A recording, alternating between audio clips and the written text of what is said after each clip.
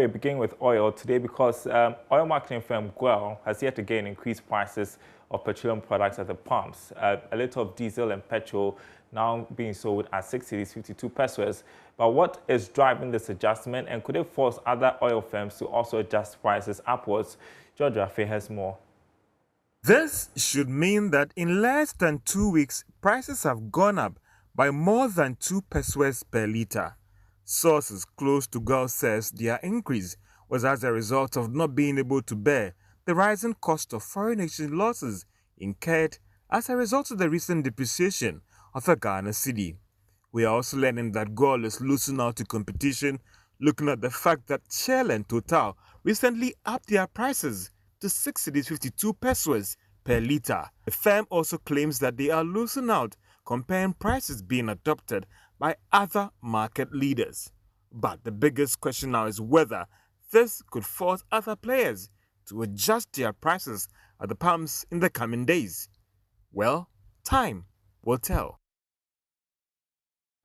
And like George says in that report, once Guel increases prices, the other OMCs are going to follow.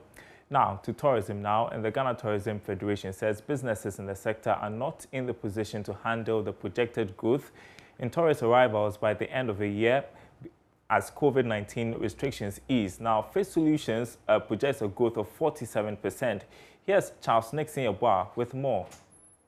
This is coming from a contraction of 65% last year due to effects of COVID-19, which triggered restrictions in some sectors of the economy. As a result, the economy grew by a paltry 0.4% because many subsectors, including the hospitality, registered negative growth rates. This is because economic activity was at a standstill or had fallen drastically.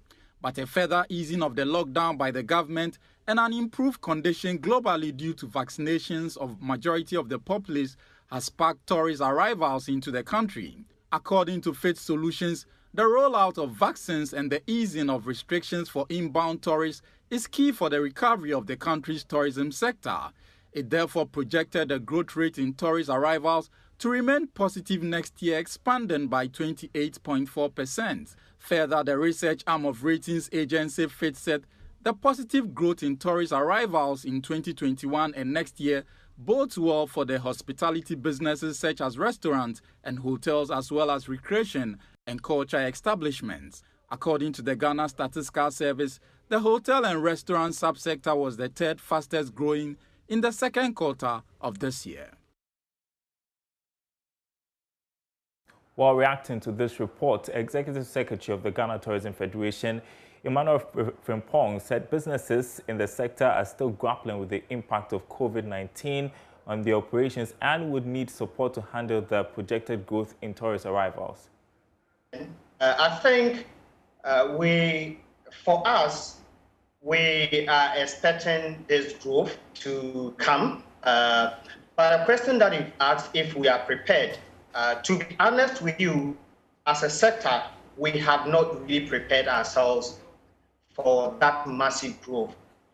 Because if you look at what COVID did to most of our facilities, some of them will need to actually repaint, some of them will need to retrain their workers, some of them will need to get a few things, car rentals, some of them will need to purchase new cars or new batteries, a few other things that need to be done. And we haven't seen that much of investment into our sector the past 2 years that we've seen COVID. So we are expecting the growth, but as to whether we have really prepared ourselves, I don't think we have done that much for that growth. But and what GTA is doing, maybe in the next few months, we should be in a position to receive that huge arrival. Now, businesses have been urged to consistently review management models to prioritize consumer demand and join the move to a digitally oriented workplace. Speaking at the launch of the Customer Experience Professionals Association Ghana, head of marketing at the University of Ghana Business School, Dr. Kobi Mensah, indicated that this would foster a sustainable business environment as customer experiences will be better. There's more in this report. Customer experience refers to how customers feel or perceive the whole series of encounters when they buy goods or services or interact with the company. They are more likely to return if the impression or perception of the seller, brand, or service is a good one. Head of Marketing at the University of Ghana Business School, Dr. Kobe Mensah, says to build good customer relations, businesses need to constantly assess their services. Today, the world economy has taken a departure from the 80s and the 90s manufacturing plants to a digitally dominant, service-oriented one where consumers are paying increasing attention to experience in goods, services, and ideas markets. This means the application of traditional concepts which were developed around the manufacturing regime to guide the continuous improvement of modern enterprises is almost unsustainable. Hence, the emergence and a call for new frameworks consistent with modern consumer demands in service-oriented, digitally dominant economies. Ladies and gentlemen, it is therefore necessary for stakeholders in business to continuously review and engage new management models that could foster sustainable business environment. This is the reason behind today's launch of a customer experience professionals in Ghana. President of Customer Experience Professionals Ghana, Esther Ofosuhene, says a happy customer means a thriving business which translates into a booming economy. When customers are happy and loyal, they will invest in your organization. The same goes for citizens. If your citizens are happy, they will stay in there. Economy will boom because business will come in, they will love each other, they will love themselves, they will do business in-house, the exchange, the dollar or the foreign currency would stay in-house, and so the economy will boom because business would stay in because they don't want to go to outside the country to do business. Also, people will not move out to go and work for organizations outside of the country because they know that in Ghana, the organizations are driving good employee experience. And so people will be happy to stay in the country and work in the country. Customer Experience Professionals Ghana is a professional association and governing body created to represent a diverse member base of over 200 qualified customer experience professionals, organizational leaders, service providers in the customer experience industry and academia, with a vision to transform industry through customer experience. Now, the Ghana Standards Authority says it will, before December this year, commence enforcement of weights and measurement of goods sold in the markets. There are concerns consumers are being shortchanged. This could see the metallic tin used for measurements, popularly called Olonka, gradually phased out. Professor Alex Dodo is the Director General of the Ghana Standards Authority, and he spoke on PM Express Business Edition. Every Christmas, we are going to come and meet Ghanaians and tell them this is what we are doing. We want to introduce skills, but if we enforce rigorously, the very people we want to save will not be saved. However, so you're not going to enforce it, Prof? We will enforce. Now, let me tell you where the sweet spot is, because I look for sweet spots. We noticed that across Ghana in all the markets, Olonka of Gari will vary between 1.9 kilograms to about 2.1 kilograms. Yeah. So 1,900 grams to 2,100 grams, Olonka roughly. Yeah. And currently the price is about 11 cedis, 12 cedis, based on which market you buy it. Me, I buy from Salaga market. It can go to 13 cedis, but if you know the woman, so. When we did that survey, we noticed that, okay, what about the supermarkets? It's packaged in just one plastic bag, which doesn't cost 2 pesos, in 1 kilos. And guess how much is sold? 15 cedis, 12 cedis. So if the woman in the market can even package the Olonka in 1 kilogram and get a weight right, and even sell it for 8, for 2, she gets 16 cedis, which is at least another 4 cedis more than 12 cedis. 4 over 12 times 100, it's another 33% increase in their margins. That is wealth in their pockets. And we need to now find a way of explaining to her, say, we are helping you. When they see it, the uptake will start going up. But if you go forcing them, you're going to put a poor person in a poorer state. Do I get the understanding from you that we're making some progress on these enforcement of these weighing stuff in the market before Christmas? Yes. Yes, but it's not going to be across board purely because we don't even have the skills to give to the market women. And that is an opportunity for those who want to fabricate, and that's a different topic because how many people do we have in Ghana who understand what we call precision and fabrication or precision? So it's more the process will start before Christmas in terms of enforcement. It has actually already started. Yeah. We have given the evidence that if we do standardize these things, the market woman or market man is going to make 50% more profit, at least. Watching Business Live. Still to come, the risk of withdrawing cash from the bank or ATM as robbery cases rise. We'll have that report coming up. Do stay tuned.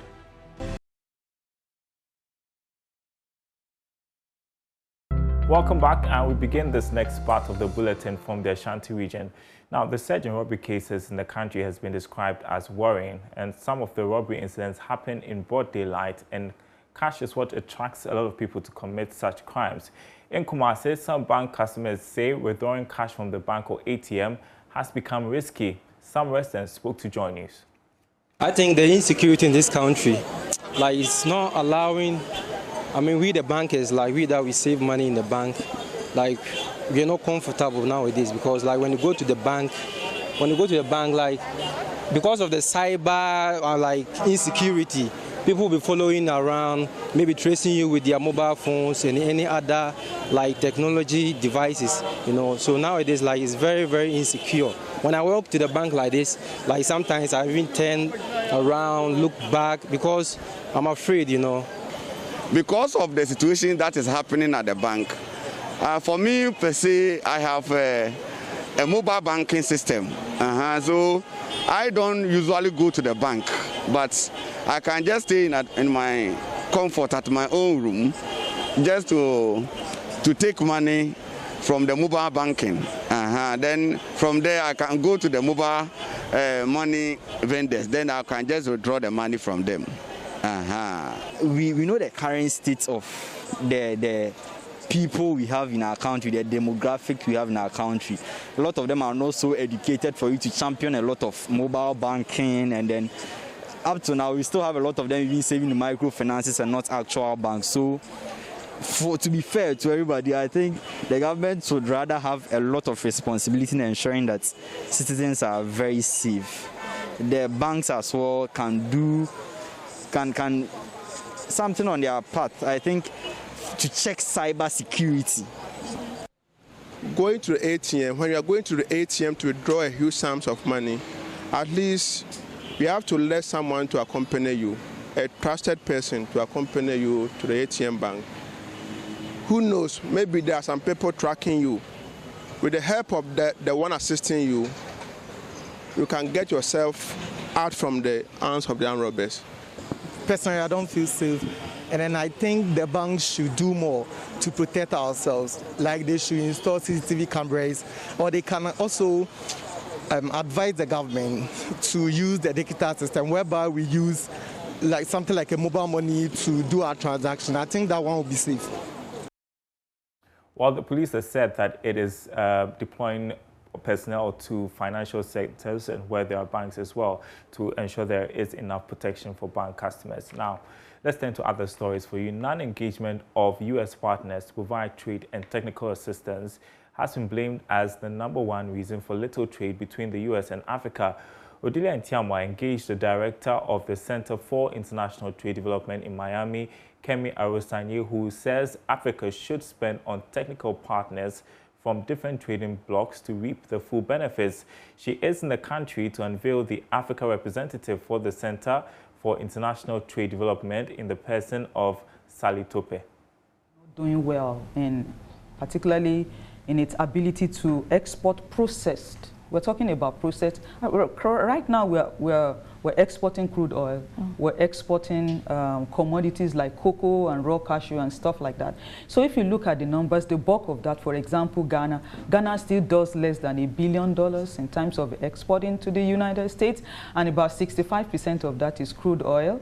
20% of that is about raw commodities and cocoa, for example. And so it's difficult to get manufactured product, finished products into advanced countries.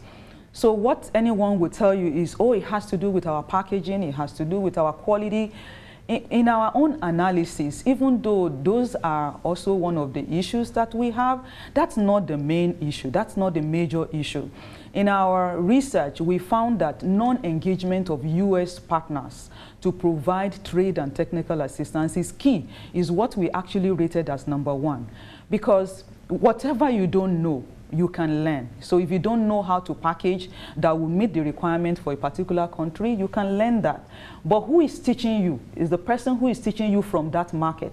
That's where our organization plays a role. Because when you're going to a foreign market, you need partners, you need technical assistance from that market. You can't understand a foreign market more than the people operating in that market. So really, engaging technical partners from wherever you want to go, whether UK or the United States, is what would help you to be able to overcome all the other challenges. Once you have those that technical partnership in place, then it becomes easy for you to be able to solve the problem of meeting the regulatory requirements or the standard or all of that, because that comes with industry expert, that comes with in a package under the technical assistance that you are going to get from the partner. Another key that we found, key reason that we found affecting Africa's export capability or performance into advanced markets has to do with lack of funding. There's no sufficient funding to drive export facilitation initiatives. Export development is very expensive. Trade development is very expensive everywhere in the world. So go and check the countries that are top in terms of their trade, export, whether export in goods or services. The United States, Germany, Japan, they have huge programs. They have huge funding. They have a lot of programs to support their small businesses and to drive this initiative. So trade does not just happen. Okay, there's a strategy behind it, and we can change the situation in Africa. I live in Maya. What are the collaborative efforts with the Ministry of Trade, for example? Because this that you talk about is critical for the Continental Free Trade Area. It's critical for our other trade partnerships with other blocs. So exactly what are the collaborative efforts to close some of these gaps? If you can do that in a minute. Yeah, we're engaging with almost all the ministries of trade in Africa and reaching out to them, sending them our proposals. We're talking to them, letting them understand how they can review their strategy. We're doing strategy review, actually, because one of the reasons is also that many of these countries do not have a very clear strategy on an implementation of AGOA for 21 years now. Go and ask many of these countries, they don't have a clear strategy to implement AGOA in their countries. So we are doing this to help them review their export or trade strategy. About reinforcing our walls. When I say reinforcing our walls, it would mean to employ strategies in terms of technical assistance. For example, cutting issues, sizing, things that international standards require, to go into any market. Even if we were talking about our own African market space, there definitely has to be a way to reach people with your designs in a particular way, packaged in a particular way, or done in a particular way. So we are doing well. It's just that we have to repackage. There's a huge difference reaching individuals with your apparel, and there's a huge difference going to a mass market. All right, that's Business Live tonight. Before we go, let's just check what's making news on our website, myjoyonline.com. Shortlisted bidders for Ghana-Burkina Faso railway project submit proposals. We need to set standards for Kinke. That's according to the Director General of the Ghana Standards Authority. We brought you the story as well of him talking about the fact that in December this year, they are hoping to enforce measurement standards in the country, and that would see them phasing out the popular Olonka that is used for measurement in our market. So you can get up to date on all of those stories and others making news this week, myjoyonline.com/business. My name is Darryl Kwab. Thanks for watching Business Live. Do enjoy your weekend. We'll be back on Monday. Stay tuned.